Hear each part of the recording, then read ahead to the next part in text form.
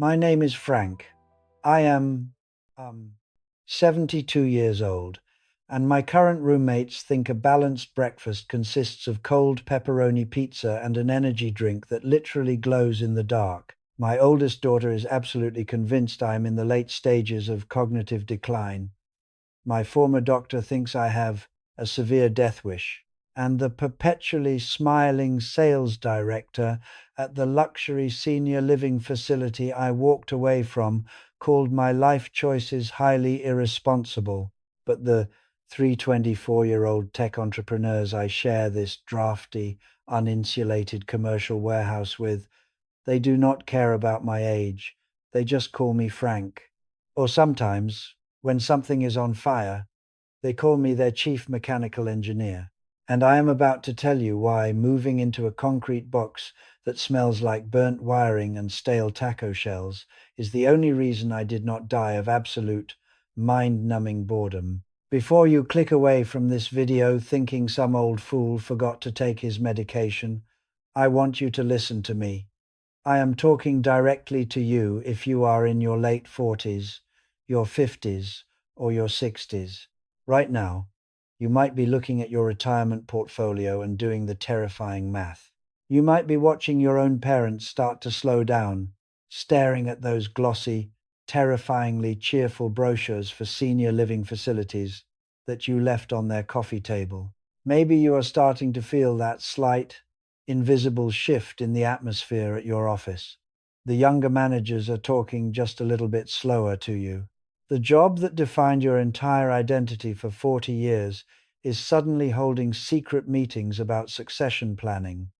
The house is getting a lot quieter because the kids have their own complicated lives.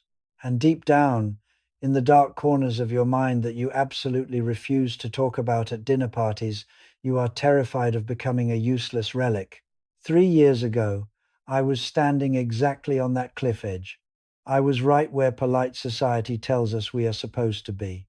For 45 years. I was a master machinist and a heavy equipment engineer. I built actual, tangible things. I solved massive mechanical problems. When a machine broke down on a production line and the kids with their shiny university degrees panicked, they called Frank. Then I turned 69. My wife of 40 years, Helen, passed away. 3 months later, the aerospace company I helped build from the ground up offered me what human resources called a very generous early retirement package. They called it a well-deserved rest. They bought a sheet cake from the local grocery store that tasted like cardboard, handed me a completely useless glass plaque, clapped for exactly 2 minutes, and sent me home to die quietly, so they could hire two 25-year-olds for half of my salary. They call them the golden years. Let me tell you a secret. Whoever coined the phrase golden years was either trying to sell you a reverse mortgage or they had suffered a severe traumatic brain injury. When you wake up on a Tuesday morning and absolutely nobody on this entire planet needs you to do anything, the silence in your house is not peaceful. It is a predator. It hunts you. The refrigerator hums. The antique grandfather clock in the hallway ticks like a bomb, counting down your remaining brain cells. You hear the sound of the mail carrier walking past your door because nobody writes letters anymore.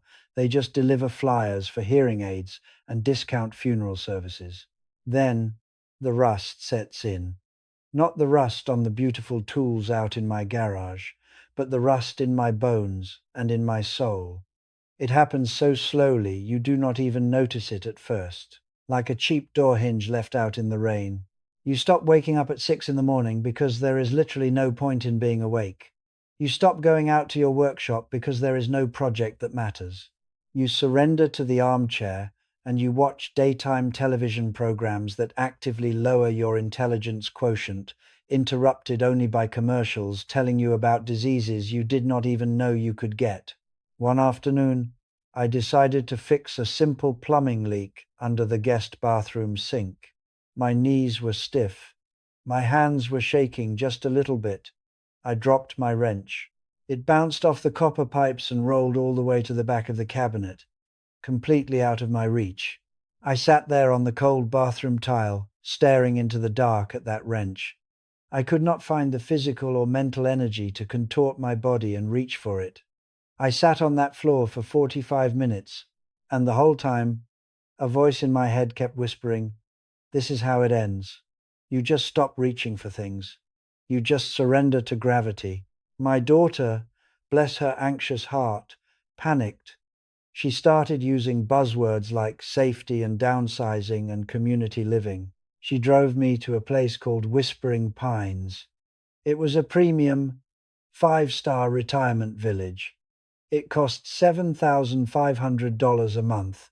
I took the grand tour. The lawns were manicured so perfectly they looked like green plastic. The walls were painted in a shade of beige that I can only describe as clinical depression. The air smelled like artificial lavender and industrial-grade disinfectant. They had a beautiful heated pool where nobody swam. They had water aerobics at 10 in the morning. They had classic movie nights on Thursdays. The dining room looked like a cruise ship for the damned. I sat in their beautifully decorated lobby, watching a group of men my age fiercely arguing about whose digestive system was failing the fastest. A frighteningly cheerful nurse with perfectly white teeth and a tablet computer walked up and asked me if I wanted to join the afternoon puzzle club. I looked at her perfectly white teeth. Then I looked at my hands. These were hands that had rebuilt turbine engines, hands that had welded structural steel beams. And sitting there, I had a terrifying epiphany. Whispering Pines was not a community. It was a velvet-lined waiting room for the cemetery. They promised to take care of everything. They would cook the sodium-free food. They would wash the clothes. They would fix the leaky faucets so I would not have to drop a wrench ever again. They would make absolutely sure I never had to lift a single finger or solve a single problem. And that was exactly what terrified me to my core. Once you step inside those electronic sliding doors and let them do everything for you, you cease to be a participant in the human race. You become a well-fed pet. You stop being a producer of value and you become nothing but a consumer of care. I walked out to the asphalt parking lot that day, looked my daughter dead in the eye, and told her, absolutely not. I would rather be eaten by wild dogs in my own backyard than wither away in a pastel armchair playing bingo. But I still had a massive problem. My big, empty, suburban house was suffocating me. The silence was too heavy to breathe. I needed a reason to put my work boots on in the morning. So, what do you do when every safe, socially acceptable option feels like signing your own death warrant? You create an option that sounds completely, certifiably insane.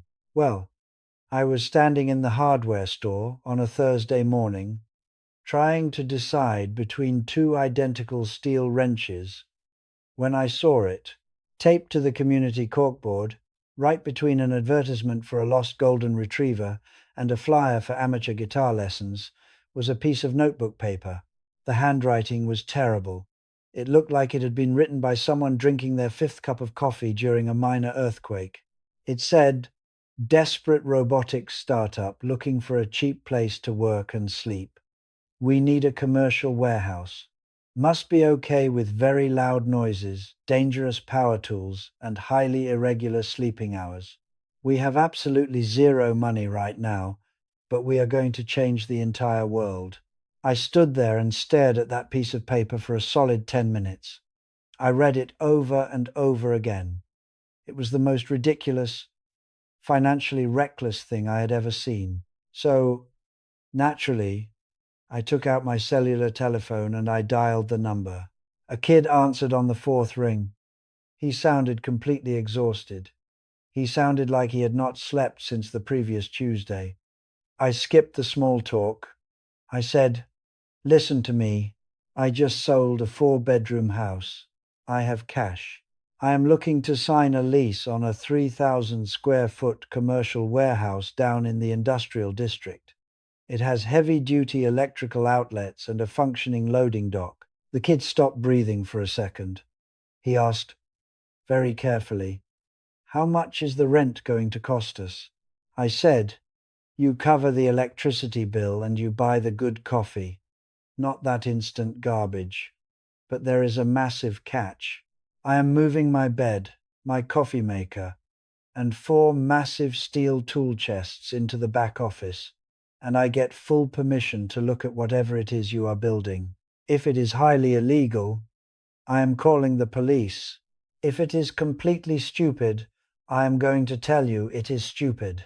There was a silence on the other end of the line that lasted so long I honestly thought his battery had died. Then he asked, "Wait a minute, how old are you exactly?" I told him I was 72 years old. He asked if I was serious. I told him I was as serious as a heart attack. I told him I needed a place to live that did not feel like a beautifully decorated graveyard, and he needed a place to build his little machines. It was basic He said, "Okay, when can you move your stuff in?" That was almost 2 years ago. Now, I live in a partitioned corner of a freezing concrete warehouse with three 24-year-old kids named Leo, Sam, and Marcus. They are trying to build automated drones that can plant tree saplings in forests devastated by massive wildfires. Let me tell you what the glossy magazines do not tell you about living with 20-something technology entrepreneurs. It is an absolute, unmitigated disaster zone. It is chaos on a level I did not know existed. There are cardboard pizza boxes stacked all the way to the ceiling. There are empty energy drink cans rolling across the concrete floor like tumbleweeds. They buy expensive whole bean coffee, but they do not understand the basic mechanics of how to clean the coffee machine, so it tastes like battery acid. Leo, the chief executive officer, who looks like he is about 12 years old, plays extremely aggressive electronic music at midnight. To my ears, the music sounds exactly like two fax machines fighting to the death inside a hollow metal trash can. Sam, the software engineer, paces the floor at 3 in the morning talking to himself in computer programming languages. Marcus, the hardware guy, builds physical prototypes using zip ties, duct tape, and sheer blind optimism. When my daughter came to visit for the first time, she walked into the warehouse, looked at a drone hanging from the ceiling, looked at the stack of pizza boxes, and burst into tears. She thought I was having a severe psychological breakdown. She begged me to pack my bags and go back to the Whispering Pines retirement village. I looked at her and said, "Honey, look at my hands." For the first time in a year, my hands were covered in black motor oil and heavy-duty bearing grease. I had a bandage on my left thumb from a rogue soldering iron. I pointed to Marcus, who was asleep underneath a folding table. I told her, if I do not wake that kid up in 20 minutes, he is going to miss a virtual meeting with a supplier in Taiwan. I told her, I cannot leave. They will absolutely burn this entire building down if I am not here to supervise the electrical panel. The truth is, I do not care about the terrifying mess. I do not care about the terrible electronic music, because the noise in this warehouse is the glorious sound of life. When I wake up at 6 in the morning, I do not hear the slow ticking of a lonely grandfather clock waiting for me to die. I hear the high-pitched whine of a three-dimensional printer fabricating plastic gears. I smell burnt electrical wire and cheap pepperoni. When you live in a society that worships extreme youth, getting older usually means you fade into the background wallpaper. People stop asking for your professional opinion. They treat you like a fragile piece of antique glass. They assume that because your knees crack when you stand up, your brain must be turning into oatmeal. But not these kids. To them, I am not a fragile senior citizen. I am just Frank. I am the guy who knows how to manually reset the massive circuit breaker when they plug in too many computer servers. I am the guy who taught them that you cannot fix a stripped metal screw by updating the software application. I am the guy who forces them to eat a green vegetable at least once a week so they do not develop scurvy.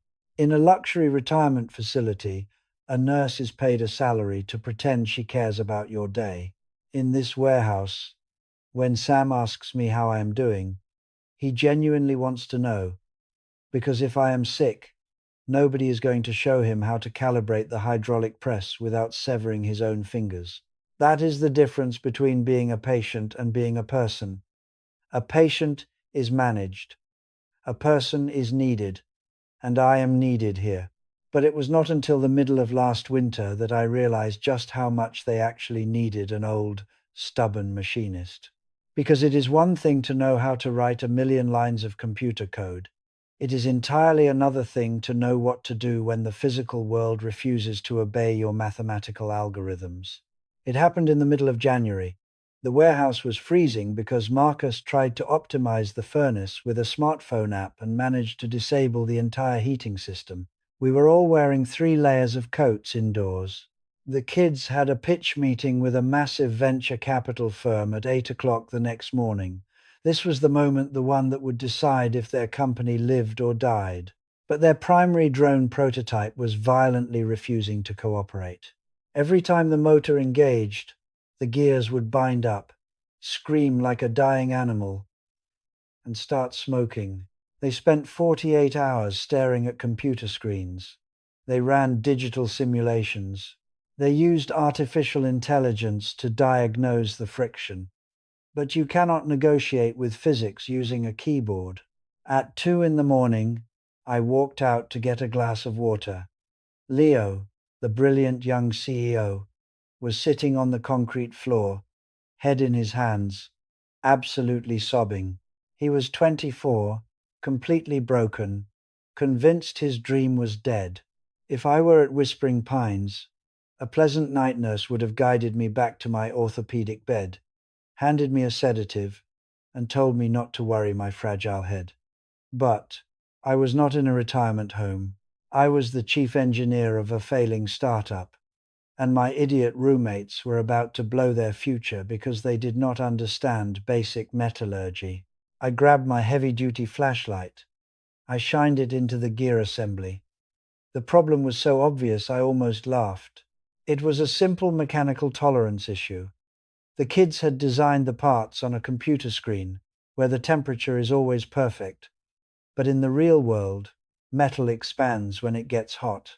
The motor was heating up, expanding the aluminum gear by a fraction of a millimeter and causing it to grind against the casing. I tapped Leo on the shoulder. I said, "Kid, stop crying. Your software is fine. Your understanding of thermodynamics is non-existent." I went to my red tool chest. I pulled out a simple steel file and a piece of sandpaper. Tools that have existed for 100 years. Tools that do not require a Wi-Fi connection or a software update. I spent the next 2 hours filing down the casing by hand. I used an old mechanic's trick with a piece of white chalk to find exactly where the metal was rubbing. I packed the bearing with heavy-duty marine grease, the kind that ruins your clothes and takes 3 days to wash off your hands. At 4 in the morning, my back aching like a son of a gun, I wiped my hands on my jeans. I looked at the 3 kids staring at me like I was a wizard. I said, "Run it now." Leo hit the start sequence. The motor whined. The chute opened. The gears spun flawlessly. No jamming. No smoke. Just perfect. Smooth mechanical motion. The next morning, they took that grease-covered prototype to San Francisco and secured $1,500,000 in funding. When they came back, they brought expensive champagne. Leo poured the first glass and handed it to me. He told the others, "We might know the future, but Frank knows how the real world actually works. Without him, we are nothing. Listen to me. The biggest lie we are sold is that the goal of a long life is total comfort. We are told we work 40 years so we can sit in a cushioned chair and have strangers do everything for us. But comfort without purpose is a prison sentence. Human beings do not need to be pampered. They need to be needed.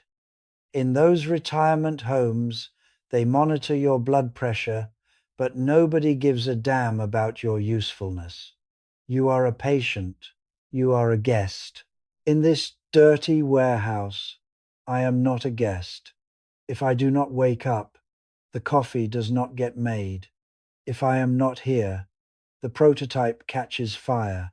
When I tell Sam to eat a vegetable, he listens because he respects me, not because he is paid to humor an old man. I know my body is getting older. A day will come when I might need actual medical help. But that day is not today, and I refuse to spend today in a waiting room. Last week, a delivery driver saw me sweeping the floor and asked Leo, "Who is the old guy? Is that your grandpa?" Leo did not even look up.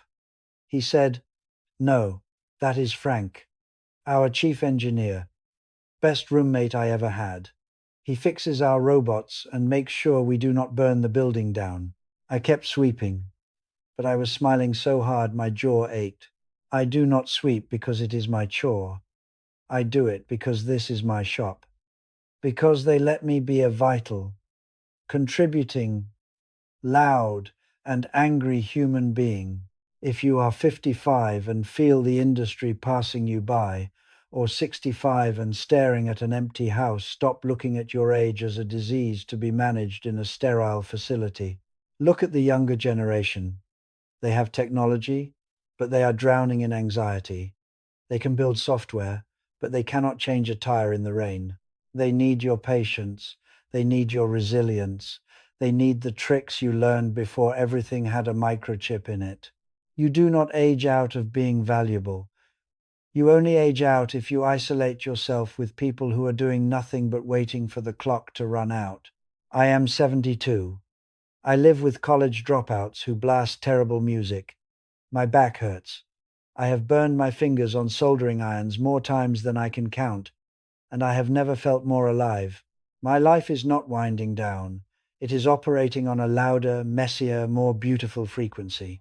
Do not let them put you in a pastel room with a jigsaw puzzle. Go find a mess. Go find a problem only you can solve. Go find a group of young idiots who need your wisdom. If this story made you rethink what your next 30 years could look like, share this video, hit the subscribe button, and leave a comment below telling me how you plan to stay dangerous and useful. Your story is not over. Go write a loud, noisy next chapter.